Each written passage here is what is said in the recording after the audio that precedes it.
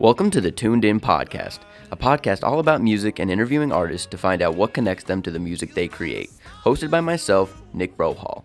I have a passion for music and want to get artist stories out there to connect people to the thing I love most, music. Hey everyone, welcome. This is the first episode of Tuned In. I'm your host, Nick. In this podcast, we're going to be talking about everything music related, and we're just going to cover it in a fun and exciting way with a bunch of awesome guests, interviews, and things like that.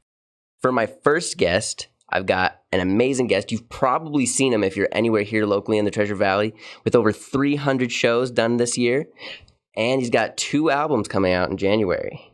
He is the one and only and most beautiful voice ever, Addam Chavarria. Oh, hey, how's it going, man? Yep, that's all true. That's all true, yeah. Oh, that's all lies, man. Most beautiful voice. It's true. So, to start it off, I wanted to ask you a little bit. I know that on Facebook, since I follow you, I saw that you got your album cover figured out and the title. So kind of take us through what made you decide on that cover and the title. So basically for that, I was messing with it for a while, actually, just on Photoshop, and then I was just drawing out a bunch of stuff because I couldn't think of stuff. Yeah. I was having trouble, and then like in some versions it just didn't look right, and I was just like, it was getting intense. So I did like 6 or 7 versions of it, and then kind of the whole theme in this album is like based on time. Mm-hmm. So I wanted to do kind of like what are those things called? A sun. Oh no! Oh my gosh! What is it? Those timers. Hourglass? Yeah, an hourglass. Okay. I don't even know. I don't know words anymore. Yeah, so I was trying to make it like an hourglass, and then I was like, oh, I'll just do it with like sand and like some hands. So that made more sense to me than the other stuff I was doing. Nice. So after just hearing from you that you're working for the album release on January 10th at the Olympic. Yeah, that's what we're working on right now. It should be locked in hopefully soon. We're just waiting now. Yeah. It's like a huge waiting game, and I'm playing like a bunch of shows leading into it, like at Amsterdam and a bunch of other spots too. It's been kind of hectic because I haven't had like a legitimate day off. Mm-hmm. So I've just been working, like on my days off, I'm like working on trying to finish, stuff with the album, and then the electronic project too, making other stuff for the new projects that I want to release after this, because I'm already starting to do some stuff. So I'm kind of trying to tie it all in together somehow. And it looks like it's working. So I got the chance to actually listen to some of the songs. Jonathan was able to, I was lucky enough to have him show me a few. Those are supposed to be private. No one's supposed to know. It's not even done, man. But I thought it was beautiful, and I thought a lot of the songs were very powerful and had beautiful lyrics in it. And so in writing this album, what kind of helped inspire you to create this project in the first place? A lot of the songs I had written over time, and I was reworking at them, and then trying to switch up my style of playing. Because before, the album I made when I was like 17, 18, it was around the time I had just learned to play. So a lot of the songs were like really, really simple, and like even some of the songs that I have in this album are part of like songs I wrote when I was 17. So I think 1 or 2 of them I wrote when I was like 19, maybe like 17 or 19, somewhere around there. So like reworking those to I don't know, make them sound better. or even like lyrics. I had a book of a bunch of lyrics that I just went back on and tried to, I don't know, just cut the fat off of them. Yeah. Or even add some stuff to them, because it's just like there's some where I like go through pages and I have like one sentence or like one word, and I'm like, or an idea, and I'm like, yeah, that'd be a cool song. And I just like, wrote it down. Yeah. Thought you're like, I'll come back to this. Or I'll like look at it and I'm like, why did I just waste one page? There's like nothing on here. It's just like one word. So, or it's just like a little rhyme, and I'm just like, well, I'll just keep that for no reason. See if you'll use it in the future. Yeah, I get that. So I remember about a year ago when I actually first started writing blogs, you were the first one I also did about blogs for local musicians. And you went and kind of told me a little bit how you got into music. And you were saying that around 7, you taught yourself how to play piano. And then at 17, you taught yourself how to play guitar. You kind of want to talk like what made you decide like those were like something you wanted to do, especially at like 7 years old, to teach yourself how to play. I just like, my brother got a keyboard when I was younger, and like he just never played it that much. And I really got into it, and I really wanted to learn. So I would just go out of my way to play it, and then at some point I didn't have it. So I just kind of drove me crazy because I didn't have an instrument for so long, and I wanted to learn. And most of it was just like in my head. Like, and then I grew up watching a bunch of movies like, I don't know, like the Johnny Cash, Ray Charles, like the Richie Valens movies. And I was just like, man, this is cool. Like, like I want to just sing and write music or yeah, at first it wasn't even just singing. I just wanted to play. And I liked a lot of the movie music too, from like, John Carpenter movies. And that really got me into electronic music, because my brother was like really big on electronic music too, and that's what got me into it. So I wanted to do that way before I wanted to sing and play That's guitar. awesome. That's awesome. So going off of that with the electronic music, what can we kind of expect from the second album, which is the electronic one you were talking about? So for this one, it's just I don't know, it's kind of just stuff I was hearing in my head. And some of the stuff is actually stuff I was playing when I was younger, like off and on random pianos and stuff. It's funny because like I used to go jogging around in Nampa, and it would be late at night, and I would go to the hospital there on 12th, and I go play the piano at like 3 a.m. Oh wow! They like see me in the ER, and I just be like playing, and they're like, "Where's that coming from?" Think that the hospital's haunted because you're out there playing? And they were pretty mellow about it. They never said anything, so they were just like, "He just comes in here. I don't know." So I used to just go in there all the time and play a bunch, and that was fun. But it's like the music is stuff like that that I would just hear in my head, and I'd just be like, this would sound cool if I had a synthesizer and did it. But I didn't have one, so I just kind of had to wait. So this whole thing's been a waiting thing. I don't know. And now that you can finally put those thoughts into electronic form and go towards that, that's awesome. Well, like now they feel more real than they did before, because before it was just like, well, this is like impossible. Even when I was playing guitar, like a lot of it just seemed like there's no way I can pull this beat I have in my head on a guitar, and like if I do, it'll sound like a country song. Like it won't even sound the way I want it to. So that's kind of my struggle right now, is like trying to figure my sound out on those instruments, because I don't know them. Like I just got like a drum machine and a synthesizer, and I'm just like, to learn this whole thing is like learning guitar and piano like all over again. Yeah. So it's like it's a new struggle, I guess. That makes sense.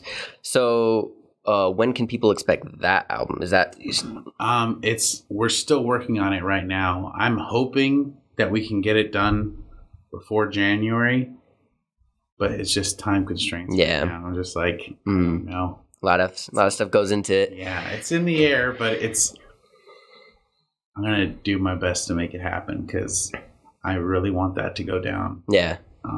It would be awesome, and like no one sees that one coming because they just think I've been working on the singing and playing guitar, and realize that you have all these other talents right behind it. Yeah, and it's kind of fun. It's like, because I don't know, it's like two separate things. Like this has been my dream aside from like singing and playing as a job. Like this is a whole other dream that I've had like forever.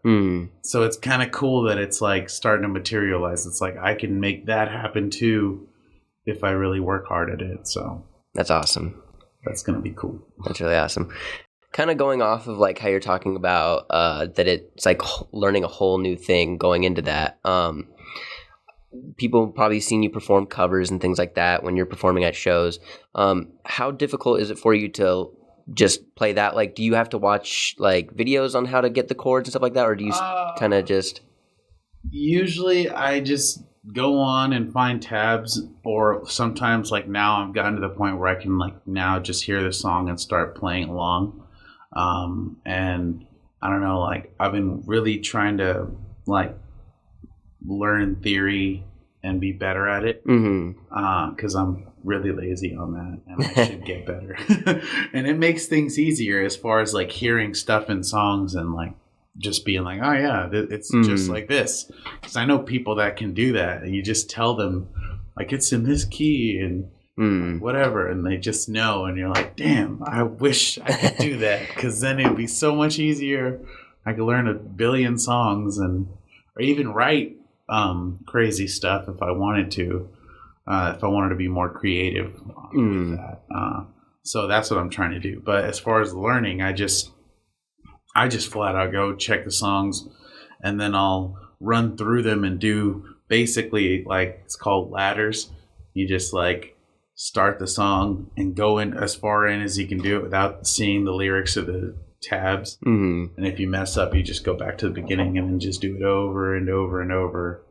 And then by the time you go through the whole song, you basically have it memorized.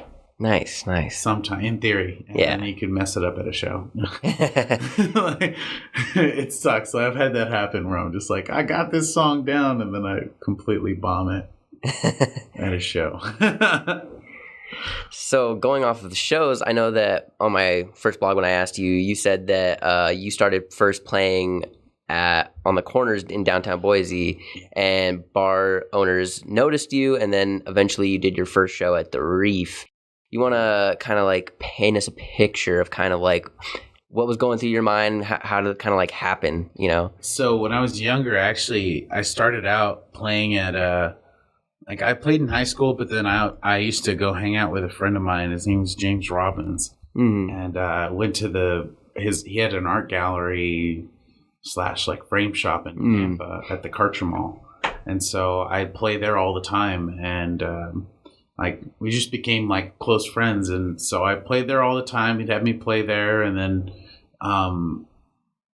you know, I'd play so many shows there, and you know, I'd try to get people to come out, and like no one would come out, and like it would just be really hard. So I was just like, man, I just need to keep playing and play in front of different people, and get my stage fright like kind of, I don't know, just to make it not happen anymore. Yeah. I would just go to I'd come here to Boise, and then I'd get dropped off and just play in the street, like over there in CenturyLink. Play right there when they used to have the, they still have the fountain, but what else was there?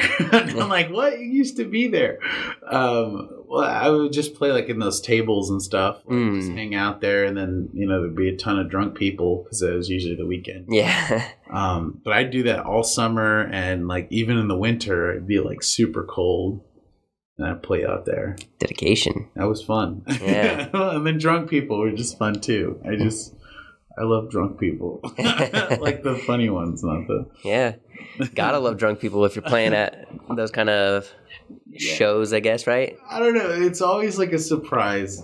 I mean, I don't know. Even when I was playing down in Austin, like, there would just be sometimes where you're like, I could get killed right now. Like, and it sounds dumb, but it could be possible. They're like, just like, play the damn song or something. I get a beer bottle or something thrown at me. I could totally see that happening. With like horror stories, have you ever had that happen where people, like drunk people, like make requests, like play this certain song, and you probably haven't learned that one or something like that, and you're like, I can, or usually, like, I don't know. I haven't had people mess with me that much. I've had weird things happen, but like usually someone will come up and be like, do you know this song, this song, this song? And then they'll go through every song they've ever heard in their entire life. And I'm like, yep, I don't know that one either. And I really don't. And they're just like, how dare you? And I'm just like, I don't know. Like, I'm not that good. Like, I don't know every song ever, like, in the world. Well, going off of like people's and being in front of shows and doing a lot of shows in front of people, you said that we're probably going at the end of the year have over 300 shows for the year, right? Yeah. So people starting, there's a lot of people that could be inspired by your story of just playing in front of people in the cold and going out and teaching yourself to play.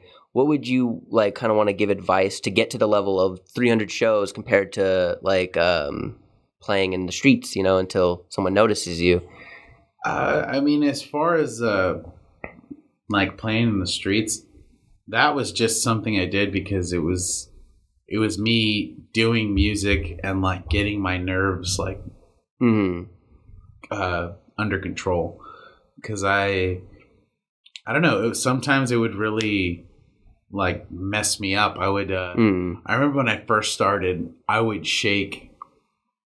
I'd get like this weird shake in my foot, or like I'd get it in my hands and then I'd like mess up. And so like I don't know what it is. Now I just like drip sweat though for no reason. Like I can relate. Nervous. No, it sucks. Yeah. It totally sucks. And I don't even, it's not that it's hot or anything. It could be like freezing and I'm just like singing and like all into it for no reason. And as soon as I'm done and I let go of my guitar, I'm totally fine. Just and you good. I don't know what it is, man, but I'm not nervous though. It's just a way of the nerves coming out of you, I guess. It's all repressed. Yeah, it just comes out in sweat. My mom never loved me. It's just like sweat. No, I don't know. It just it just totally trips me out sometimes. But I mean, for people going to play out and about, I mean, just go out there and play. And I mean, as far as like feeling that you're not good enough or something, I mean, you get better because you do it all the time. And even when I used to work construction and like picking between the two, because I would still play shows and then go to work. I'm just like, man, I hate this. I'm like, why do I do this to myself?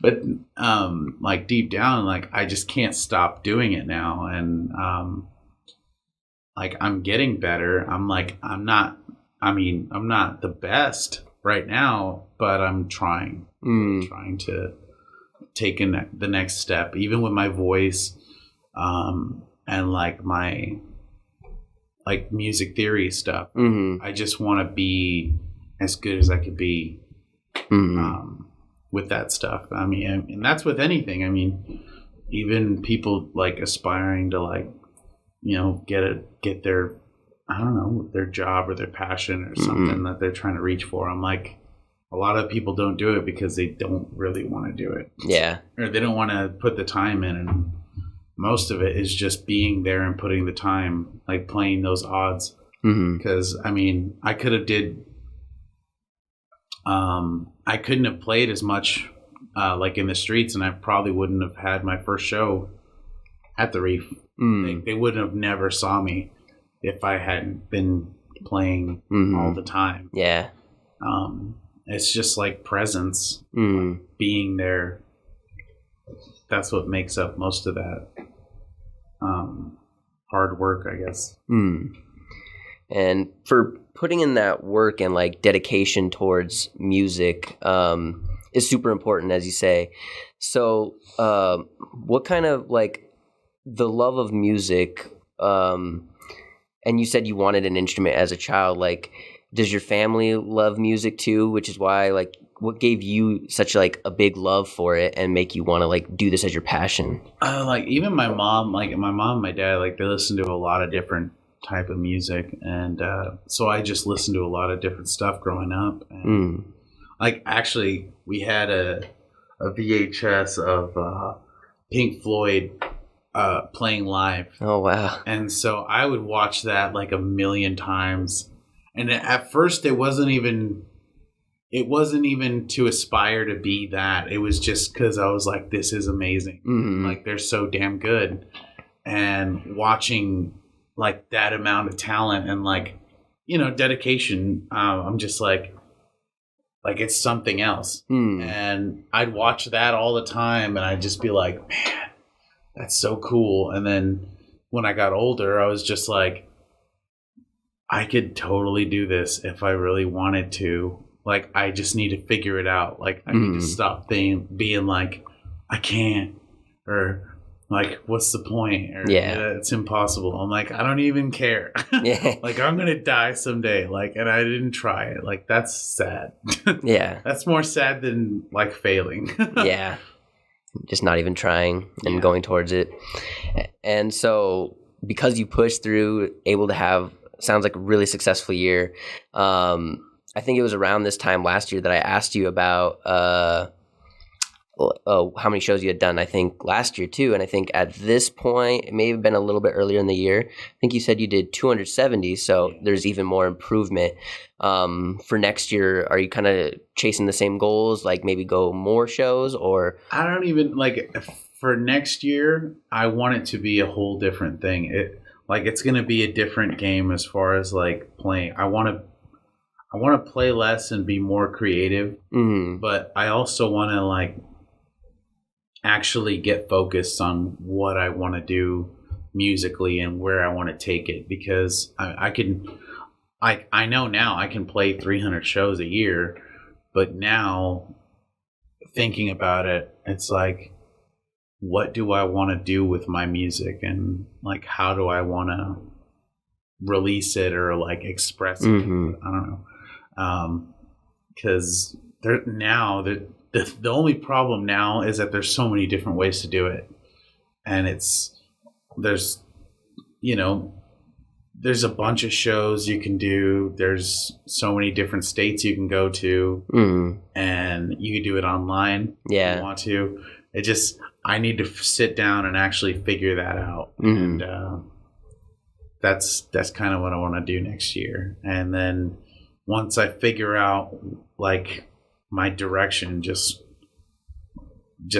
full force. Yeah, basically. Yeah. Like, okay, now I'm going to do this.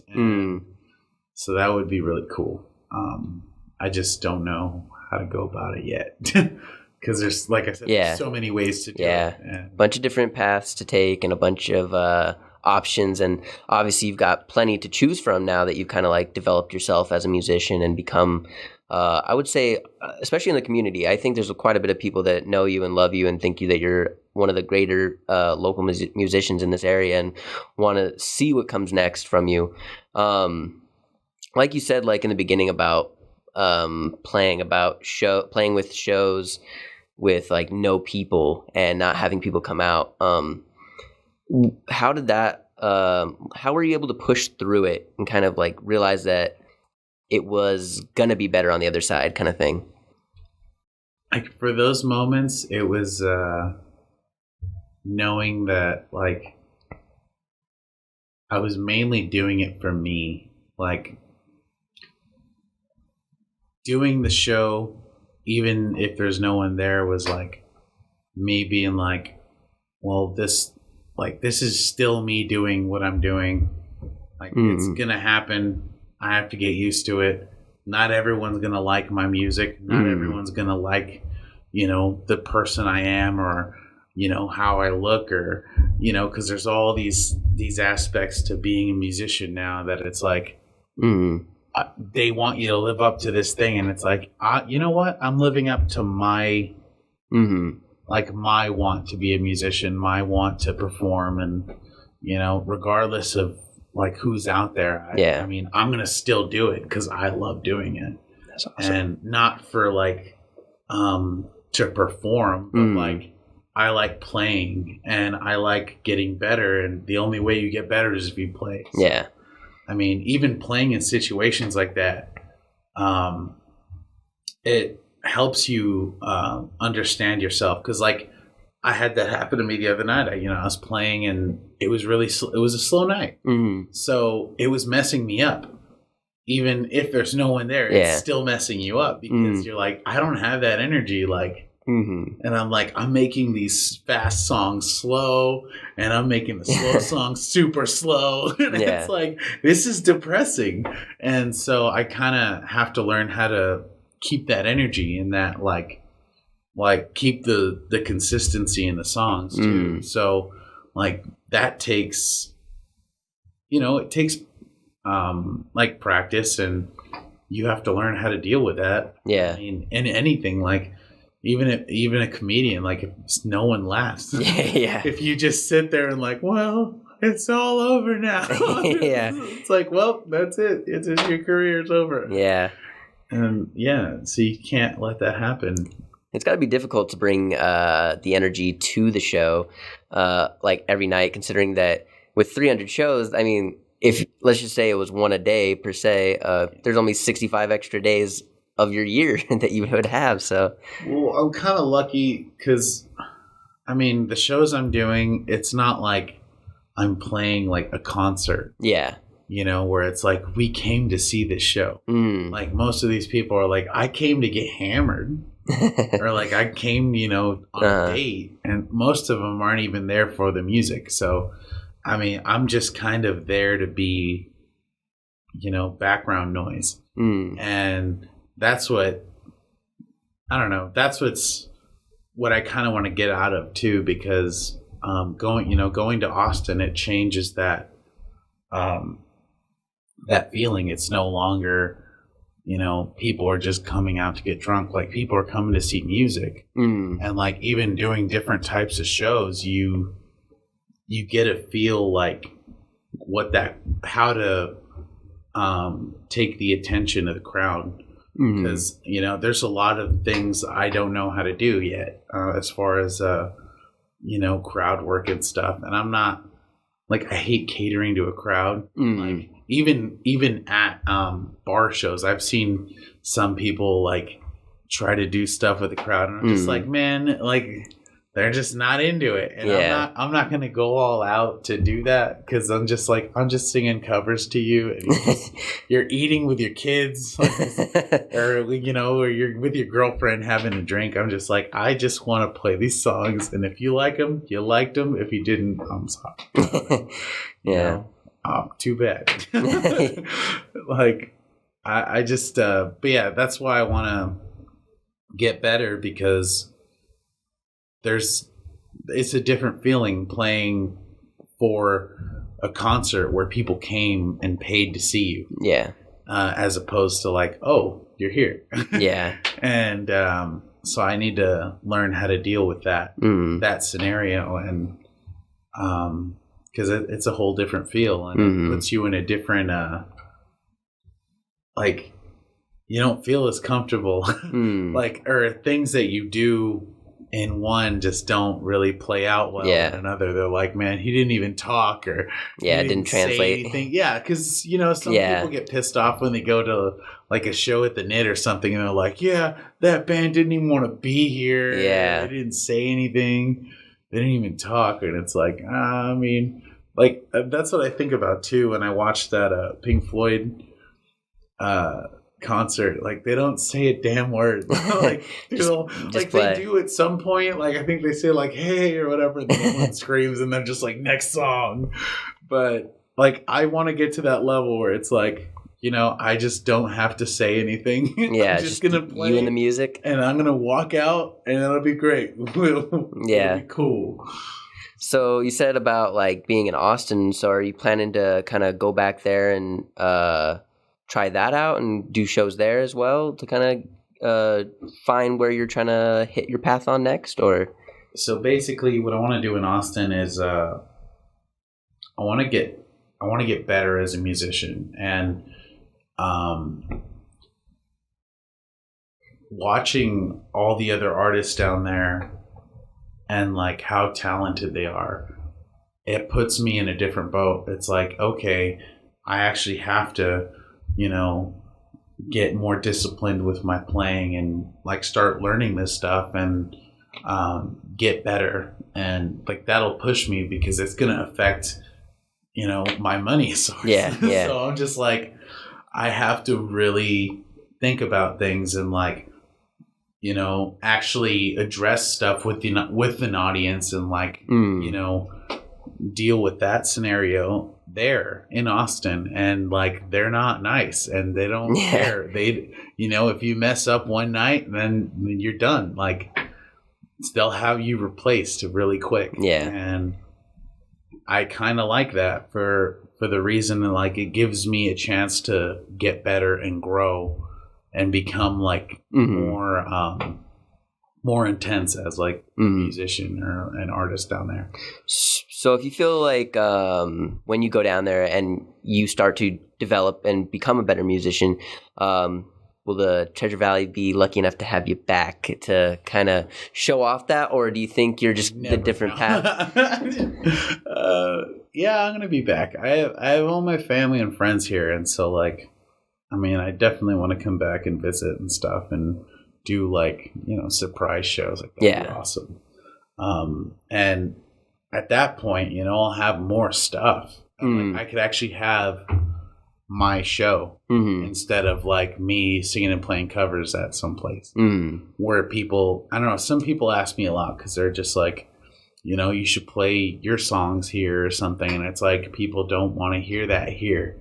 Like, even if I tell them, like, yeah, this is an original song, like, people will just be like, I'm going to go get another drink, or like, I'm going to go pee now. Or like, I'm just like, I want to actually play them for a crowd that wants to hear them or something, instead of like, no one knew the whole time.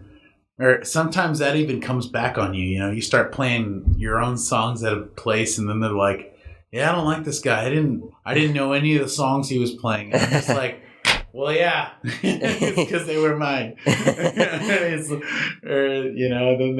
they like get all pissed off. And they're like, you should just play some Dave Matthews. It's like, well, I don't know any Dave.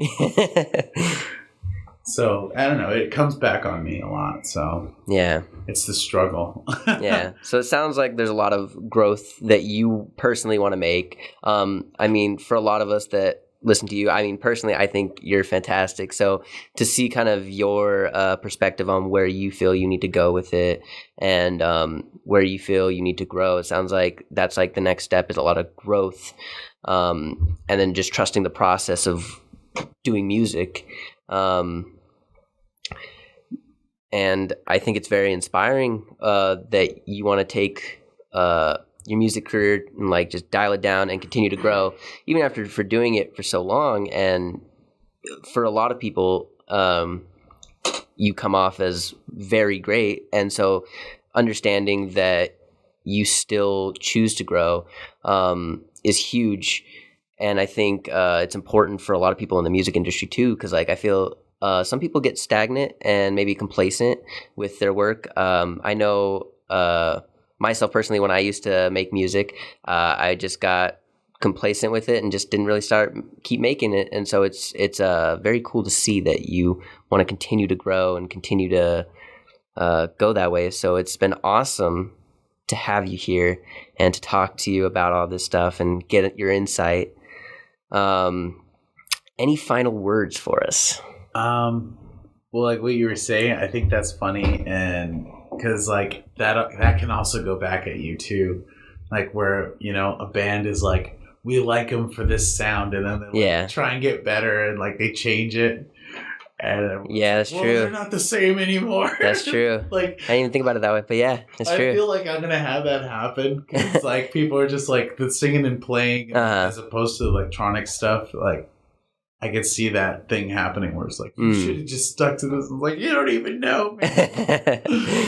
But I don't know. Like for people, I don't know. For people that are playing out there right now, like just keep playing and like keep doing what you need to do if this is what you actually want to do, because it's not hard to invest. Like it's hard to keep going and like stay disciplined, but you're investing in yourself. You're not investing in people who don't care about you or like you know, for your job or whatever. You know, if you just invest in yourself, like it's a big thing. Like, it's not like you're losing something, like you're gaining everything at that point. And people think that they're losing stuff when they're like, I gotta quit my job, I gotta do this stuff, or I gotta go do other things now that didn't involve music in the first place, or you know, other people that are, you know, other passions or stuff. They're like, well, I have to take these classes or something.